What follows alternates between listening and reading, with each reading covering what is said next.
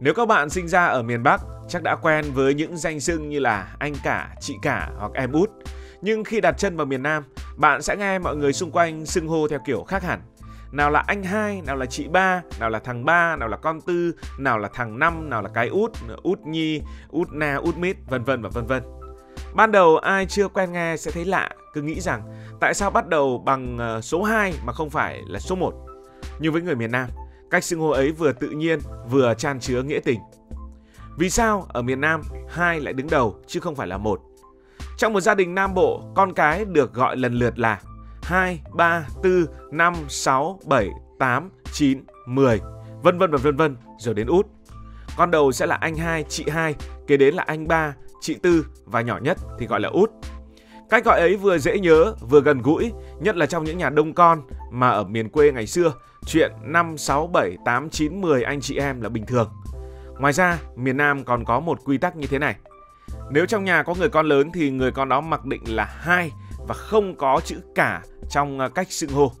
Bạn sẽ dễ dàng gặp ở miền Tây những cái tên như là chị 2 Bến Tre, anh 3 Gò Công, chú 4 Vĩnh Long, thằng 6 Lúa, cô 7 Đờn Ca, 9 Nghĩa hoặc là 10 út. Thậm chí cả những tiệm cắt tóc cũng đặt tên theo kiểu, ví dụ như là 8 Lợi Barber, cửa hàng ô tô thì là 2 Phước Auto hay là cơm tấm của 7 Bánh chẳng hạn.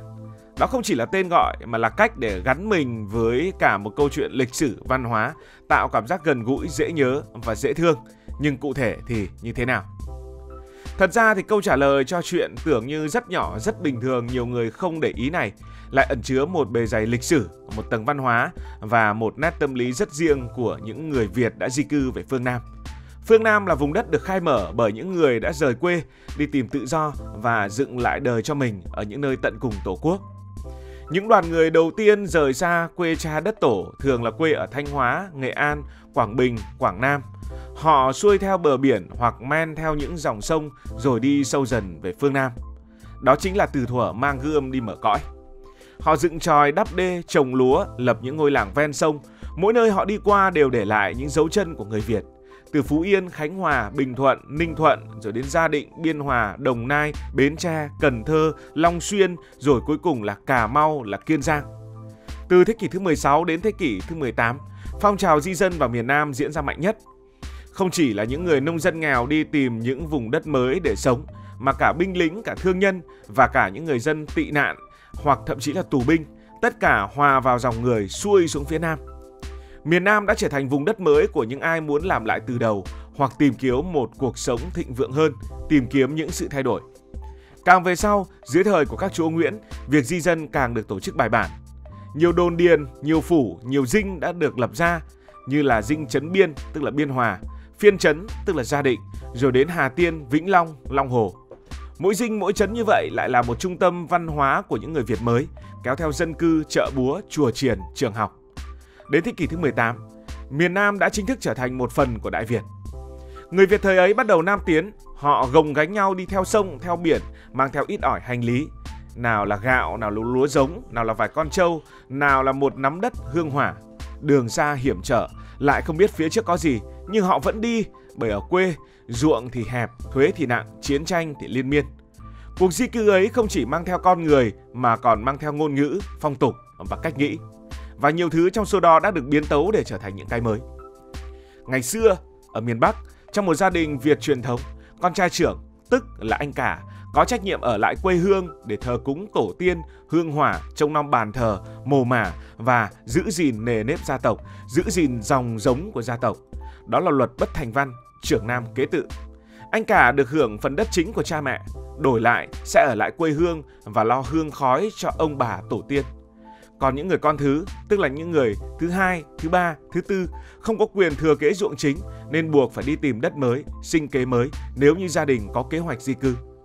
Vì vậy, khi làn sóng di cư vào phương Nam bắt đầu, những người rời quê hương lập nghiệp hầu hết là con thứ. Anh cả ở lại quê hương lo hương hỏa, còn anh hai, anh ba, anh tư là những người lên đường, mở lối, cắm chòi, dựng nhà, khai phá rừng hoang và lập xóm làng. Họ là những người con dám rời bỏ quê hương để mà tìm kiếm những vùng đất mới. Và trong những đoàn người đi khai hoang ấy, người con trai lớn tuổi nhất trong nhóm thường là con thứ hai trong gia đình. Vậy người ta gọi người con trai nhất khi đi về phương Nam là anh hai. Cách gọi ấy vừa thân mật, vừa tôn kính, vừa đúng thứ bậc. Dần dần, anh hai trở thành cách gọi mặc định cho người đứng đầu nhóm di dân. Đó là người có kinh nghiệm, có sức khỏe, có uy tín, người lớn nhất trong nhóm di dân. Sau này khi làng xóm đã lập, thế hệ sau vẫn giữ nguyên cách gọi ấy. Người con lớn nhất trong nhà cũng được gọi là hai để tiếp nối truyền thống của cha ông. Đó chính là nguồn gốc của những anh hai, những chị hai. Và theo cách gọi quen thuộc này thì những người lớn nhất không còn được gọi là cả nữa, bởi vì theo quan điểm của những người di dân thuở ấy, chữ cả đã biến mất vì cả là quê cũ, quê của anh lớn nhất ở lại lo hương khói. Có thể nói, mỗi tiếng anh hai vang lên giữa đất rừng phương Nam là lời tri ân của những người con đã gây dựng vùng đất này. Anh cả ở nhà giữ gốc, anh hai đi mở đất. Hai vai ấy cùng làm nên hình hài nước Việt. Một người gìn giữ, một người khai phá, một người giữ nước, một người cùng anh dựng nước. Theo thời gian, cái tên anh hai dần vượt khỏi phạm vi gia đình, trở thành một kiểu xưng hô đặc trưng của người Nam Bộ. Ở vùng đất này, bạn có thể nghe mọi người gọi nhau bằng thứ bậc. Anh hai, anh ba, chị tư, cô năm, chú 6, bác 7, chị 8, anh 9, út 10. Không chỉ trong nhà mà ngoài đời cũng vậy. Người ta mở tiệm, mở quán thì đặt tên Hai Phước, Ba Lợi, Tư Nhỏ, Bảy Bảnh. Cả xóm biết nhau bằng thứ bậc mà đôi khi cũng chẳng cần gọi tên. Anh hai Bến Tre, chị ba Trà Vinh, Tư Cầu Muối là biết ngay người miền Nam, nghe thân và rất mộc mạc, nghe rất quen thuộc. Cách xưng hô này phản ánh đúng tinh thần của người miền Nam, coi trọng tình nghĩa hơn lễ nghi, coi trọng sự thân mật hơn thứ bậc. Người miền Bắc gọi anh cả nghe trang nghiêm, người miền Nam gọi anh hai thì nghe thân thuộc. Một cách gọi thôi mà tính cách của từng vùng miền cũng hiện lên rõ một một. Nếu phân tích kỹ hơn về ngôn ngữ thì cũng hay. Trong tiếng Việt cổ, cả là từ Hán Việt, nghĩa là đứng đầu, là to lớn, là quan trọng. Sông Cả là dòng sông to lớn. Nói anh cả là nói người có trách nhiệm lớn nhất trong nhà, giống như trưởng tộc và trưởng nam. Bạn có biết sông Cả là sông nào hay không? Còn hai là một tiếng thuần Việt, nhẹ hơn và gần gũi hơn. Nó không nặng về quyền lực mà nghiêng về tình cảm. Khi người Việt vào Nam, họ đem theo chữ cả, nhưng trong môi trường mới, nơi không có dòng họ ràng buộc, không có quan viên, không có lệ làng quá nặng nề, thì chữ cả nghe xa lạ quá và chữ cả đã được để lại miền Bắc. Người ta không cần tộc trưởng, họ cần anh hai, đó là người biết trèo xuồng, biết dẫn xóm, biết trồng lúa, biết chia phần công bằng. Thế là chữ cả dần bị thay thế bởi chữ hai, nhẹ nhàng, dễ gọi mà vẫn tôn trọng. Song song với anh cả, miền Nam có út, út tức là người nhỏ nhất và được thương nhất. Văn hóa Nam Bộ thường theo cặp đối xứng, hai và út, một người gánh vác, một người được cưng chiều. Những cái tên như là cô út, thằng út hay là con út nhỏ tự nhiên cũng cảm thấy dễ mến.